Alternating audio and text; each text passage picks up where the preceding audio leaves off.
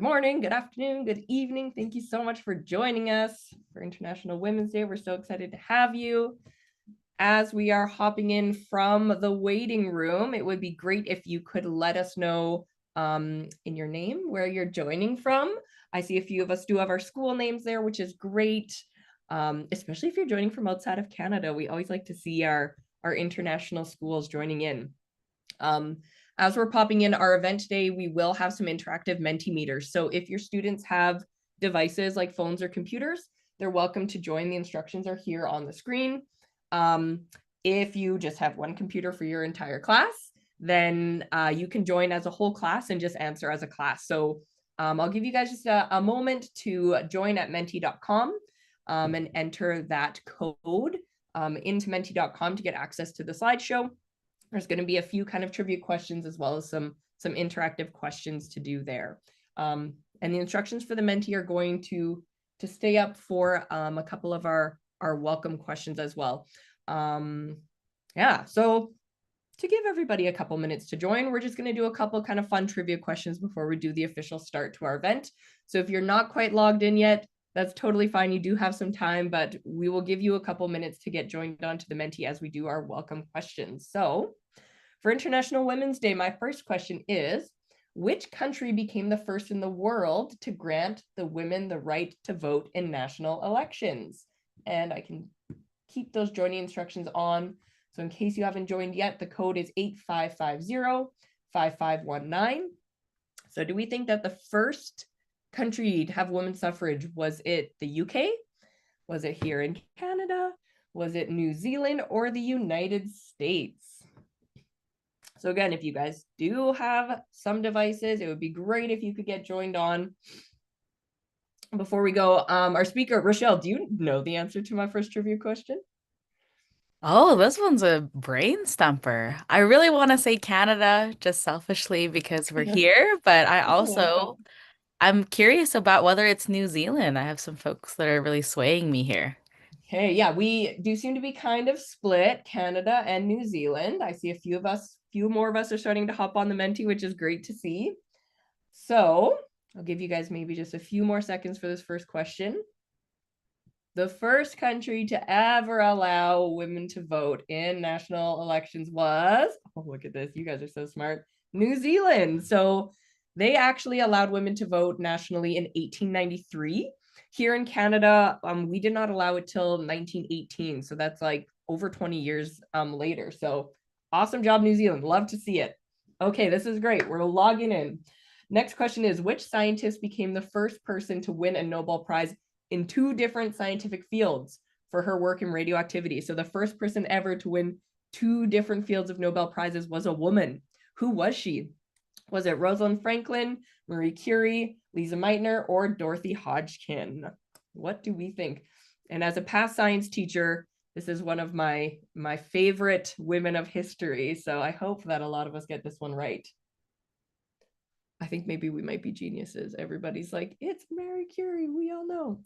Rosalind Franklin, also a great female scientist. So correct answer for this one, Marie Curie. So she won in physics and chemistry. And there's only one other person who's ever won in two different fields. So a huge accomplishment for women. And I've got one more question before we do the official start.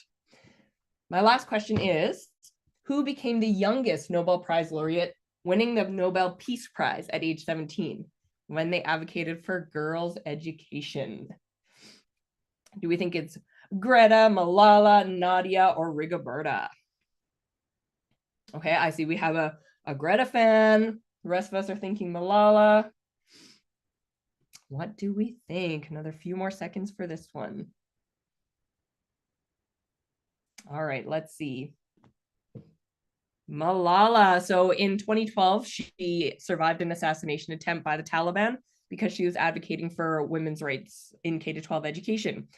So an amazing woman who I think is very inspirational. And we've actually done events with her family in the past before. So I really wanted to highlight her today. So thank you very much for giving all of our friends some time to join in the background. I want to officially welcome you all to our International Women's Day event by starting with a land acknowledgement. So I am joining you today from Amiskwaciwâskahikan. This place is colonially known as Edmonton, Alberta, and it's found on Treaty 6 territory. Now, this land has been a traditional meeting ground, gathering place, and traveling route to many groups, including the Cree, Saulteaux, Blackfoot, Métis, Dene, and the Nakota Sioux for time immemorial. And because we're gathering virtually today, I also want to acknowledge the many traditional territories that you are each joining from across Turtle Island, but also around the world. So as we gather for International Women's Day, I also want to recognize and honor the strength, the leadership of Indigenous women, girls, and Two-Spirit people who have cared for your lands and your waters, who have led your communities for many, many years in history. Indigenous women have long held vital roles as knowledge keepers and educators and protectors of culture and community. So today's a great opportunity for us to reflect on the resilience and contributions of women everywhere, while also acknowledging the ongoing work towards justice and equity to protect Indigenous rights and lands. So hopefully our conversations today can be guided by this respect and learning, and we can uplift the voices and leadership of women within our communities. Now, you're not here to hear from me. You're here to hear from our amazing speaker. So I would like to welcome Rochelle Deloria. Rochelle has a Master's of Social Work student at the University of Calgary, and someone whose work has shaped by her family and community. Being an older sister is what taught her about leadership, care, and using her voice. And today, that experience guides both her research and the youth program she helps run with Filipino young people and families. You can usually find her helping organize youth nights, mentoring young leaders, or creating spaces where young people feel seen and connected. And Rochelle was recently named one of the Alberta Council for Global Cooperation's top 30 under 30 for her community work with youth. So welcome, Rochelle. We're so happy to have you. It sounds like everyone is in great hands. I am going to pass the microphone on to you to start your presentation. Good morning, everyone. I'm super thankful to be in such an amazing space with uh, youth. I know that some of us can't show our faces today, but I hope you know that I'm smiling at you, and I hope you're smiling right back. And I'm really excited to take us on a little bit of a journey, share a little bit about my story, as well as celebrate all of our young girls, women, and folks within the room that are going to listen to me speak to you all for a few minutes. I was when we were planning on what to create today. I was telling Rebecca, I was like, I don't really like talking to people for long periods of time because I don't know, it's not fun talking at people, and I love working with folks. So when I do a lot of youth nights, I like to make sure that it's really interactive. We play games in between, we take time to stretch and move around. So please feel free to ask questions throughout. I love interacting and speaking to folks as well. And as Rebecca said, we have a Q&A at the end too, if you have any burning questions that I would be more than happy to answer. So the conversation today is on the hats we wear, everyday leadership and girls creating change. I actually should have worn a hat today, and I don't have any handy. Uh, but you'll find out why I use the term hats, and I love to use this term a lot, especially in all the spaces that I enter. Just because I'm a huge hat wearer, I always have a baseball cap on my head or a little toque in the winter, and it's symbolic for many things for me. All right. So Rebecca started us off in a great way, and I also want to start off my presentation, like I always do, in a sharing of myself in honor of the lands that I'm speaking on. So today I'm speaking from Mohkinstsis, which is also known as Calgary, and it is the Treaty 7 territory of the Blackfoot Confederacy. This is comprised of the Siksika, the Piikani, the Kainai, as well as the Tsuut'ina First Nations. Where I'm also coming from is from the Stoney Nakoda First Nations. That includes the Chiniki, Bearspaw, and Goodstoney First Nations. And the land that I'm speaking on is also home to the Métis Nation of Alberta, Regions 5 and 6. I like to acknowledge that in terms of sharing a little bit about myself. So I am a second generation Filipino Canadian. And when I say second generation, people are like, what's that? What's second generation? And so that it means that my parents were born in the Philippines, and my mom and dad were from two quite rural areas. It's from a place in the Philippines called like a province called the Visayas region. So my mom and dad were kind of born by the seaside. So my mom's from a province called Antique, and my dad is from a province called um, Capiz, and they were both farmers. And so their parents tended to the land and they took care of the land in time and memoriam. And so they brought themselves over here in search for a better life. And I was fortunate, when I say second generation, to be born here and to have grown along with the lands in Mohkinstsis and to have celebrated, tended to, laughed, and cried on these lands that have been taken care of in time memoriam by the First Nations and Indigenous peoples before me that have um, created and tended these lands before my parents even came and before I was even born. And so I'm really thankful for that as well. All right. So I have a little bit of an itinerary, fancy word, agenda, stuff that I want to talk about, key points so I don't forget. So I mentioned the main purpose of me talking today is a little bit about hats. What are the hats that I wear? The hat that I'm currently not wearing, but we'll imagine a nice party hat with lots of polka dots on top. I'll talk a little bit about a nice hat that I call my leadership hat. And it's one that, let's say maybe that's the hat that I'm wearing right now. It's one that's not fully shaped to my head and I'm still working around the creases, but it's really one that I would love to share with folks and I would love to create and decorate with folks, especially in the spaces that I enter. The next part is sharing of self. So I shared a little bit during my land acknowledgement, but I also want to share a little bit more about myself and how I got here to be talking with you all today, to be sharing my story, and to talk about what I'm really passionate about. And then number four, creating change and figuring out ways that we can create change together. Awesome. All right. So I use the term hats as a way to talk about the roles that I use. And so the roles that I use are, when I show up to a function, when I show up to school, when I show up to, I don't know, the gym, what do I want to introduce myself? What hat do I want to wear when I show up? Do I want to wear my toque today? Do I want to wear my ball cap? Do I want to wear my party hat? And sometimes there's three hats on my head at the same time. But the three hats that I always like to start with are my older sister hat, my community member hat, and my student hat. And usually my script goes something along the lines of, Hi, nice to meet you. My name is Rochelle. I'm an older sister, I'm a community member, and I'm a student. And in my head, I'm like, okay, what hats am I wearing? Okay, today I'm going to wear my older sister hat, my community member hat, my student hat. But they're always in circulation. You kind of know those rotating dials where you can, oh, and I'm skipping to the end. I was like a preview of what's to come. And that's me dancing with my dog. Well, that was supposed to be a surprise. But where was I? Yeah. So the hats that I like to wear, they're always on a rotating dial.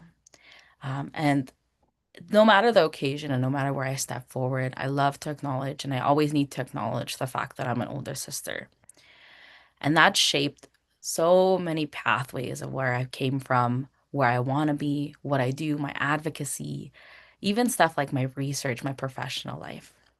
And I'll share a little bit about some of the pictures I have here. So, in the older sister hat, you'll see me smiling. I have my younger brother. He's our dog, Eco. So he's our youngest. We call him. He's 6 years old now, and he's a little bit of a troublemaker. And then the beautiful human being beside me is my younger sibling.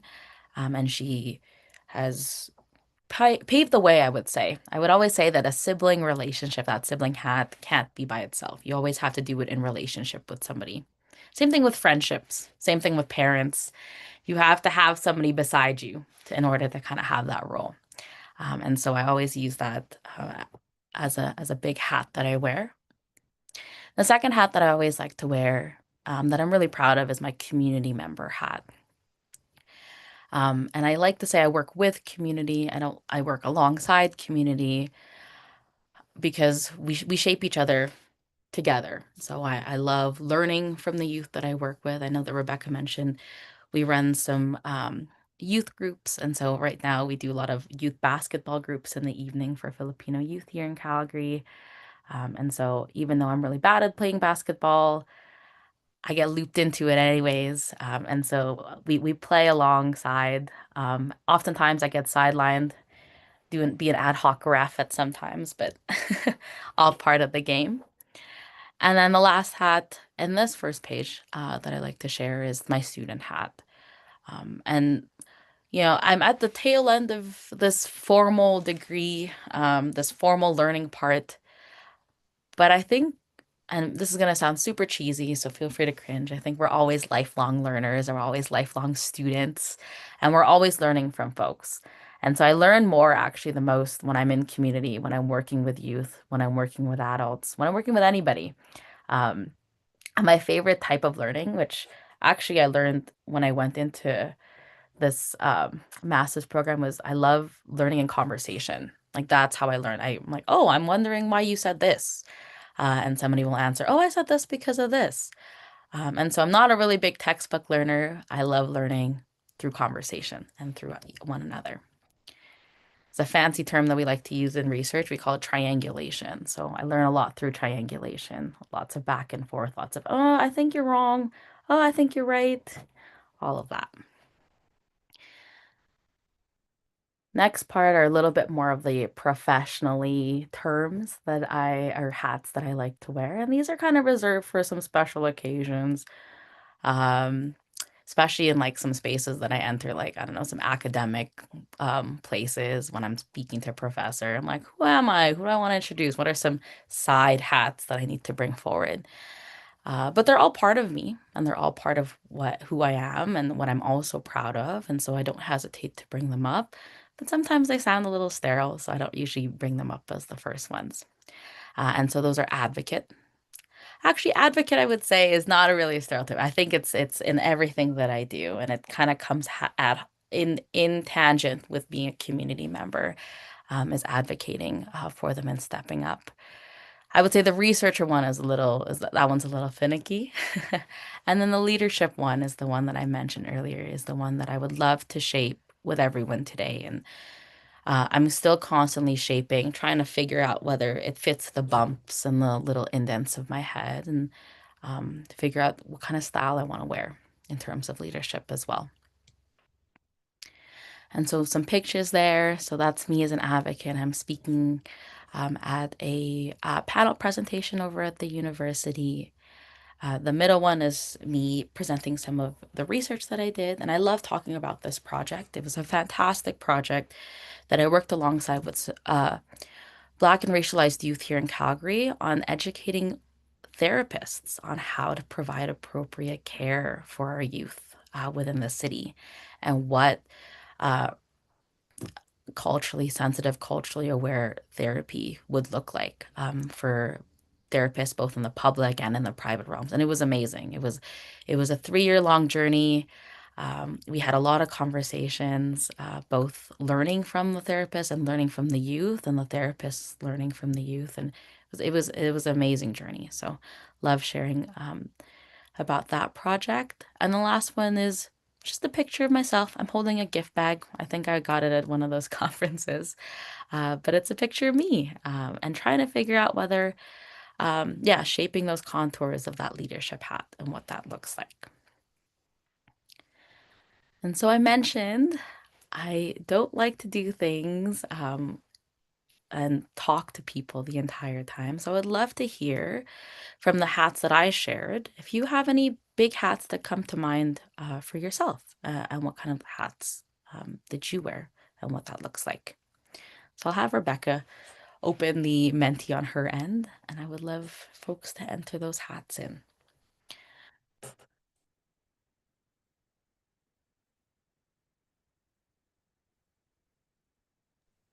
I would Awesome. also like to remind everybody that the Mentimeter, you might have to skip over a couple slides to get to this one because it's after Rochelle's beautiful picture there. So keep jumping forward until you get to the what hats do you wear slide. Amazing. Yeah. Student, sister, daughter, a member of the softball team, reader at church. Amazing. I work at Cobb's. I love Cobb's. That's actually I get their scones all the time. They're delicious. I think there's like a berry, like a white chocolate berry one. It's delicious. Athlete, math tutor. Amazing. Oh, man, I have to brush up on my Spanish, but Yeah, mañana.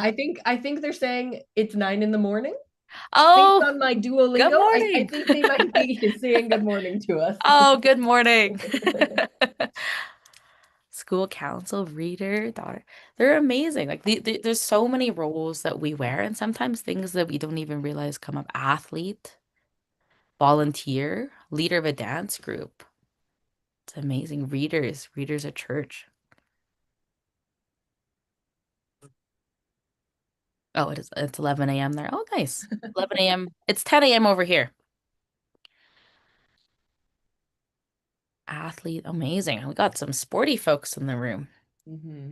I like how many student we have. Like, sometimes I forget what a big part school plays in your life when you're that age. Like, that is your main It's hat, huge. probably. It's a huge role. And I love the role of student. I think it will always stay with us, even if we're outside of that formal school. I like, oh, old sister are coming into play. Fantastic. I love how these continue to grow. Amazing. Okay. Yeah, I'll pop back into my presentation as well. And you're more than welcome as I keep talking and sharing a little bit of my story. Please keep adding your hats and what you realize would be important hats that you wear. Because that does shape a lot of what the conversation is today and what I hope to outline. So I mentioned that one of the biggest things that I always try to shape, and I still continue to shape, is my leadership hat. And I remember sitting down and was thinking, what is leadership? Like, what makes a leader? What does a leadership hat look like? Is it pointed at the top? Does it have a bunch of stars on it? Um, does it is it very round and toque shaped? Or in other terms, do I even look like a leader? Do I even have the head shape to fit a leadership hat? And one thing that I'm still learning is that leadership isn't always loud. I know when we think of a leader, it's somebody that really stands in front of podiums and takes folks on a big journey. But it's lived, it's learned, and it's embodied. And it really is what I learned is that all the hats that we all wear, the student hat, the athlete hat, the reader hat, those actually combine to shape what the leadership hat looks like. Even our older sister hats, our daughter hats, those are really big parts of the journey. And so that's a little picture of me. And all of these photos, I like to have this little bit of this collage because it starts off with me sharing where I'm at and how I am today, and a little bit of my journey. And so I mentioned that I do a lot of work with youth, and that's because I like to say that I am a retiring youth. So I'm kind of at the tail end of it. I'm still there. I'm still there. I'm still kicking. But um, like if you think about Gen Z, I'm like at the cusp. Like I think about the very like the founding year of Gen Z. That's me. So I'm almost out of the youth role. But that doesn't mean that a lot of it has shaped where I've come from and where I like to be and where who I am. And I start my story all the time going back to when I was 15 or 16 years old. I always knew that I was an older sister. That's always been a huge part of my life. It was always been me and my younger sister, Clarice, and we've been together in our Filipino family. We're in our 20s now, so for a long time. But when I was 15 or 16, my sister came home from school one day and she said, I asked my teacher why I cry all the time. And my mom was like, oh, what do you mean by cry all the time? And my head kicked into gear. What does crying all the time mean? What does that look like?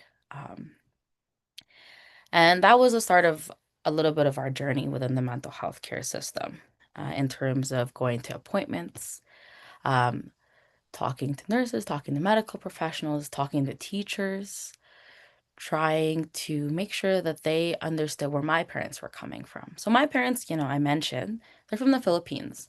And where they're coming from is mental health wasn't a really big topic back home. It's not something that's well talked about. If it is talked about, it's kind of brushed under the rug. There's a term called hiya or shame. And so that's something that I always like to bring up is that, there was a lot of shame around, a lot of stigma as we didn't really have a term for stigma, but there's a lot of stigma around it, even now within the Philippines. And so when it came to navigating the system, a lot of it was making sure that my parents understood, what was going on. What are these professionals telling my parents? What are my parents trying to tell these professionals? From the ways that they could understand the world in which they're navigating it. And that was the first time I really took my older sister hat, I think, into the public eye. It was always at home. It's always doing that in conversation with my parents. If my parents are like, oh, can you go grab this from the kitchen? And I was like, oh, yeah, for sure. I'm the older sister. I can definitely do that. Um, but when I finally wore that in public, it was very much like, hi, nice to meet you. I am the older sister of Clarice. It's great to meet you. I'm here with my parents today just to make sure that they can understand what's going on. And I continued to wear that with a lot of pride, but then there came a lot of burden. The hat started to feel very, very heavy because I didn't know if that was the right hat to wear. If I should be wearing that hat, nobody else was wearing that hat in public. Nobody else was wearing their older sister hat in that way. Theirs looked different from mine. Theirs looked like they were hanging out after school, and playing video games. Mine looked like, oh, I just got to make sure, my younger sibling gets from appointment A to appointment B, and then my parents understand what these professionals were telling them. But it became a huge part of my life. It became a huge part of my life in understanding what mental health care looked like and what even understanding what a family looks like and a Filipino family look like, in a place where, there weren't a lot of Filipino families around me. And so within the Filipino family culture, it's really important that we take care of one another. And so even though we have different roles, we have our parents' roles and our sibling roles, we all really step up essentially, to provide care, to support one another on a day to day. And yeah, that's what we did. But sometimes there are fancy papers that requires super important autographs or signatures from parents that don't acknowledge that. And so there was a lot of barriers that we had to navigate. And so that's when I started to put on the advocacy hat. The advocacy hat of, not every family looks like ours, but I guarantee that there are probably families like ours out there that need to understand and need to know what's going on. Who to see, what to say, who to talk to. And that really started a lot of that part of my journey, around mental health, around being an older sister, around even culture. And so we can kind of go into some of these other components. A lot of these, you'll see me holding these big sticks. You're probably like, why is she holding big sticks in the background? And those are called tinikling sticks. And this is part of a Filipino cultural dance where I don't know if anybody's seen it, but people hold two sticks and they clack them together, and you just try to make sure that your ankles don't get broken. And so you're hopping between the sticks. And then, yeah, I'm holding the sticks over here in the corner as well. And this shapes a lot of the work that I do with the Filipino community. So I mentioned, and I didn't actually put it as one of my hats, but it's a big hat, is that I'm a second generation Filipino Canadian. That's a super heavy and really long term. Second generation Filipino Canadian. And so, yeah, basically means I was born here. My parents came from the Philippines, and I kind of toy between the lines. I think I'm both Filipino and I'm also Canadian, but I always tried to find a place to belong in. Where do I belong? You know, um, when you spell out Filipino Canadian, there's a line in between, Filipino dash Canadian. And I always felt that I was sitting on that line, swinging my legs, because I'm in between both. I didn't feel like I really fully belonged in the Filipino section, because I don't really speak Tagalog very well. I understand it. I understand my parents, they have dialects or distinct dialects, so I understand that really well. But if you ask me to put it together, it's like spaghetti and meatballs. Like everything is attached. The sauce is attached, the meatballs attached, the noodles are attached. You can't separate them. And so sometimes it looks like a little bit of a mishmash of words. So I always get shy when I try to speak. But it's one of my challenges this year is to figure out and get the confidence to speak it in a good way. And I always also, growing up in Calgary, didn't really feel truly Canadian. I didn't know what that looked like. I mentioned, this older sister hat that I wore was very different from my peers' older sisters. So I didn't really feel like I understood or belonged. And so for the longest time, I knew that I was Filipino Canadian, but I didn't really get into big touch with my Filipino side, because my parents growing up, we had a lot of cultural values, but I mentioned I didn't speak the language very well, and I didn't know a lot of like even like cultural values, dances, cultural food. And so in university, there's this awesome club, and there was a cultural club that I joined. And that started a lot of my work in advocacy with the Filipino community. And so you can see actually most of these are, yeah, this is me working with Filipino youth. We did a poetry workshop. So I love writing poetry on the side as well. I'm not very good at it, but it is a practice that I try to incorporate in my daily life. And so poetry and prose, we were working on that in the workshop here, these two. This is part of our Filipino dancing group. And so we try to do lots of various different dances and try to, like a lot of second generations like myself, try to get in touch with our culture and our community through dance and through sports. So I know that there were a lot of athletes in the room. Hopefully, there's some dancers as well. And that's what I did. And then this is a youth leadership group. And this one was a really fun one here in the corner. And that one, there's a term, it's called pamana ng lahi. And so I think it's knowing our legacy, knowing our culture. And so you can find me over here. And then this one is kind of an elder in our community. Her name is Tita Marichu. And we had a conversation and we shared our perspectives because sometimes it really, I mentioned, I love learning through conversation. It really helps to understand each other when we communicate and we share stories. So I shared a little bit about my journey and she shared a little bit about her journey. And we were like, what are some questions that we have for each of the generations? Sometimes she was like, why are youth always on their phones? And I was like, why are you all like, so why do you guys criticize, I don't know, some of the outfits that we wear? So it was kind of like a back and forth, and it was a great conversation for us to learn a little bit more about each other and kind of come to an understanding. All of this said is that a lot of I mean, I'm standing here alone, but I'm actually presenting, is that I never do this work alone. And when I mentioned with the sibling, you have to have a sibling because that role, there's that relationship part. It's the same thing with leadership. You can't really lead alone unless you work really, really hard at it. And even then, there's an importance in community. There's importance of working alongside others. Um, and it's really important to rely on the support of other people in the journey that you decide to take. And so in the next slide, I always say that this work was not done alone. And so it's a lot of these photos of not only like these are a little bit more community oriented photos, but a lot of them were of my family. A lot of them are from my research group. A lot of them are from my community, my good friends.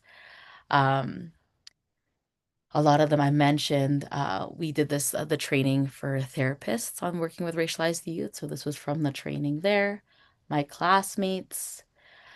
Uh, and the reason why I wore the leadership hat and why I decided that maybe a leadership hat fits was that there was a need. There was a need in all these areas. There was a need to help the Filipino youth within Calgary. There was a need to support my parents and my sister. And I thought, you know what?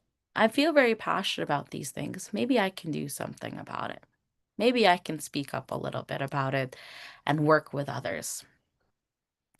Another big hat that I really love to share is that, I'm a daughter of two very hardworking parents.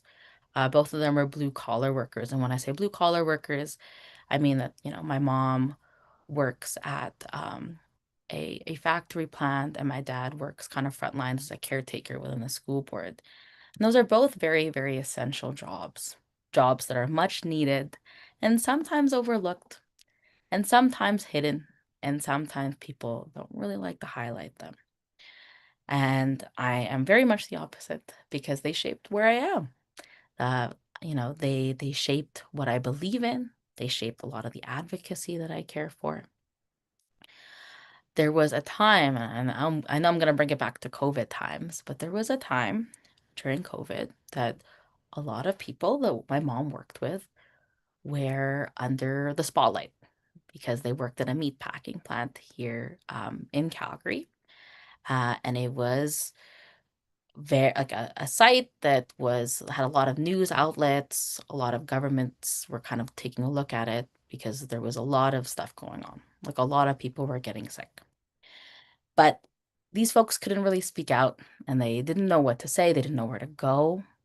And I said, hey, I have a lot of experience doing this because I've done it for a long time, working with my parents and my sister in the healthcare system. And we talked to a lot of professionals, both kind of in the education and the healthcare and legal profession. I said, hey, I have enough experience that maybe I can kind of help some of these folks. And so I joined an organization and we worked to advocate, translate, support a lot of these Cargill or meatpacking plant workers that didn't have family, that didn't have support, that didn't have people that could provide for them. And one of the biggest things that I remember at the time was that they needed, like we were distributing food because it was hard to get to groceries at the time because um, if you were sick, you would have to quarantine for a period of time. And it was, if you were alone, you didn't really have people bringing food for you because you were stuck at home. And so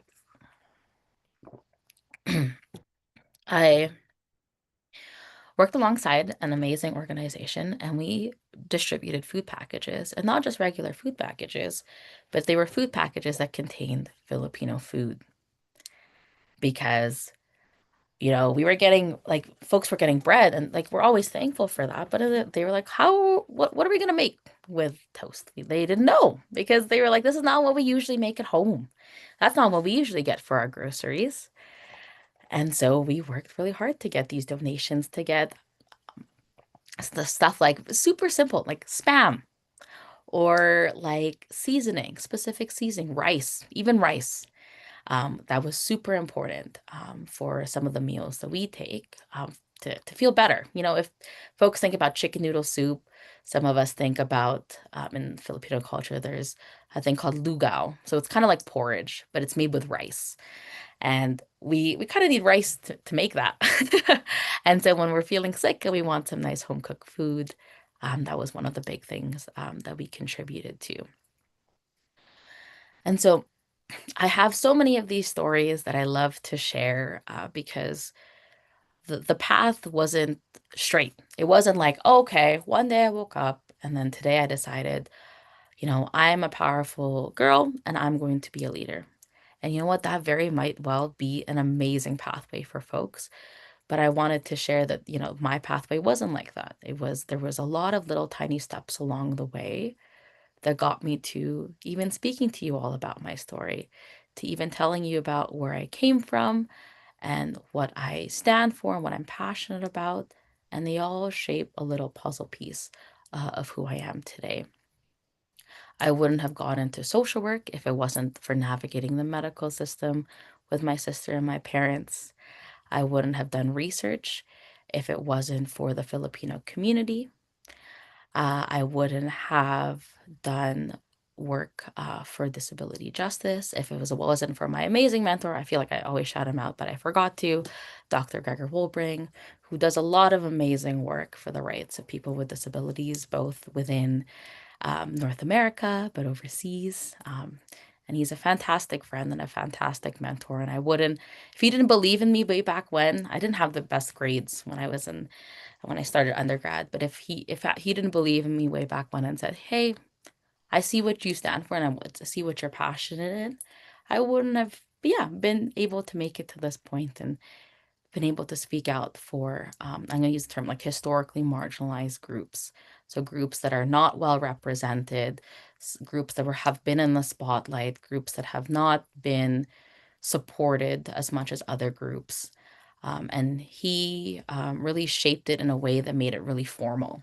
So everything that I embodied, and I use the word embodied because I think I used it in that leadership term before, he basically said, you're living all these experiences, you should write it down and you should speak about it. And I was like, huh, maybe I should. Um, and so I love saying that I love to be a storyteller, and I love speaking about these experiences. I joke that even if there's a slight inconvenience that happens, I say, oh, this is going to be a funny story because I'll use it. I'll use in the future. Oh, I tripped and scraped my knee and I missed my train and I couldn't go to my final. It's a little bit of a funny story. um, and it's a lesson for the future. And so, even though people say, a leader should be responsible or goal oriented, a leader should look like this, and a leadership hat should be pointy and should have stars on it and rainbows. My leadership hat is a little bit lumpy. There's some bumps in the back, but we have some pom poms around it. But that's how it fits my head, and that's kind of how I love to carry myself forward. And so the last part is really just asking you all about your hats as leaders. And they're all these questions, and I'll ask Rebecca to open the Menti, and I want you to reflect on one hat or role that you're really proud of that you think, hey, you know what, I could speak a little bit more to this.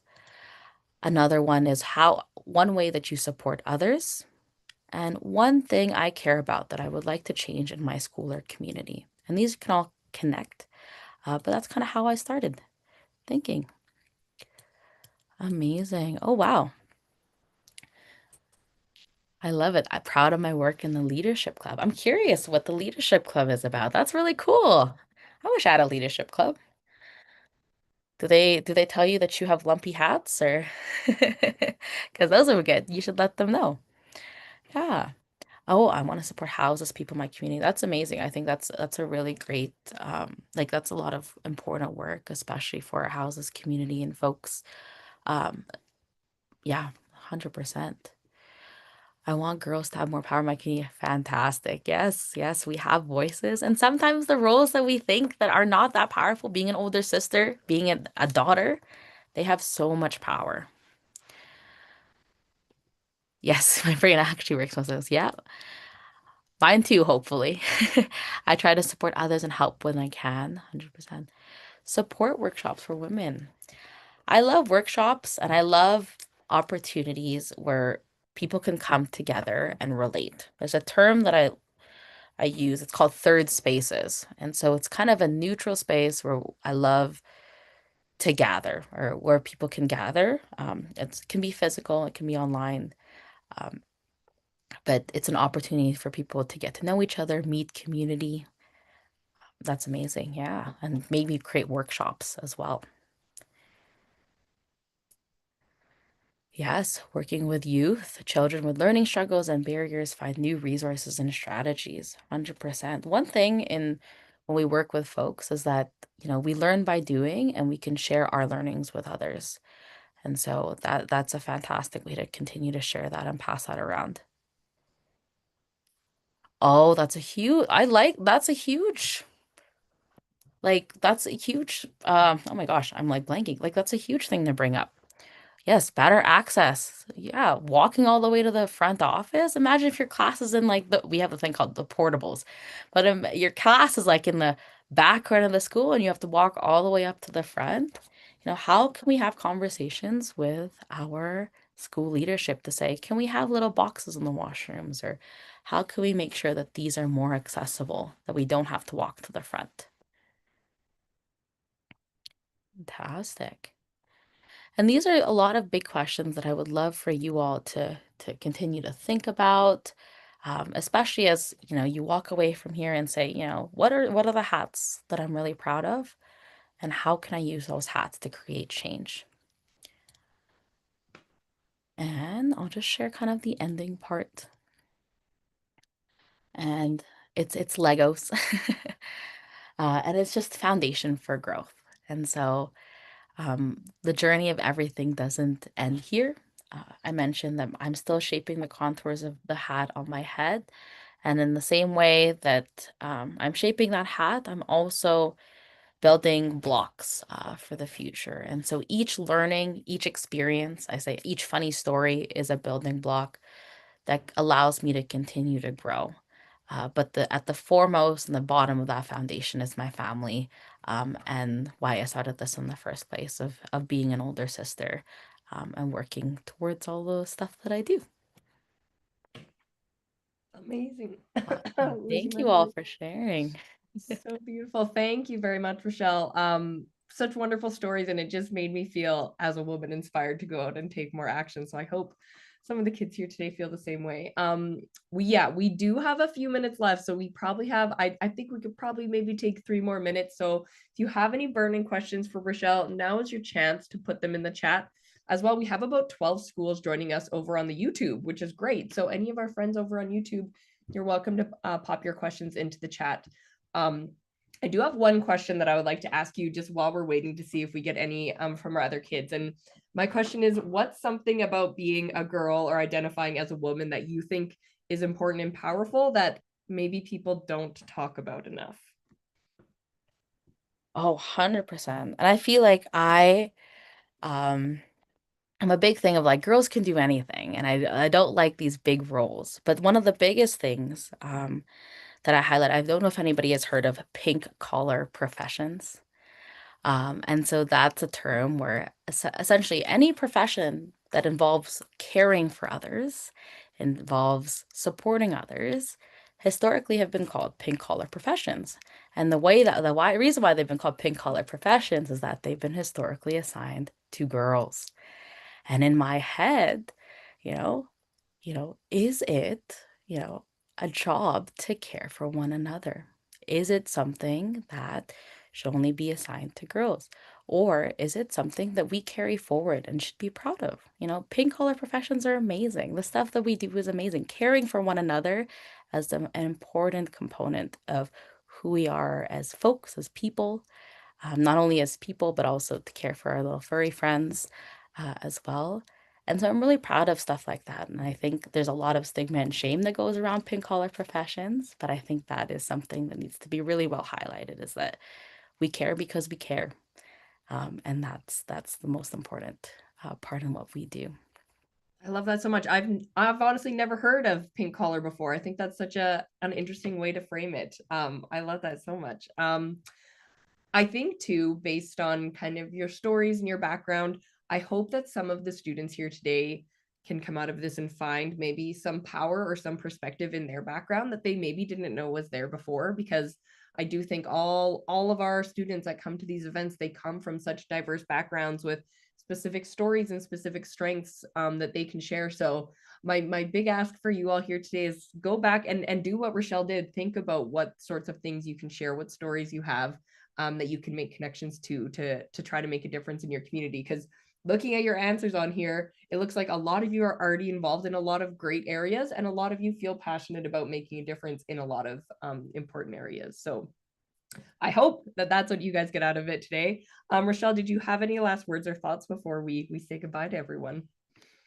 No, I think it was fantastic meeting you all, and I hope you all go back into community and connect with one another and learn from one another. And that's the best source of learning, and that's where we create the most change. So thank you all for having me. Amazing. Thank you so much, Rochelle, and thank you, ACGC, for inviting Rochelle and making this possible. And thank you to all of our students.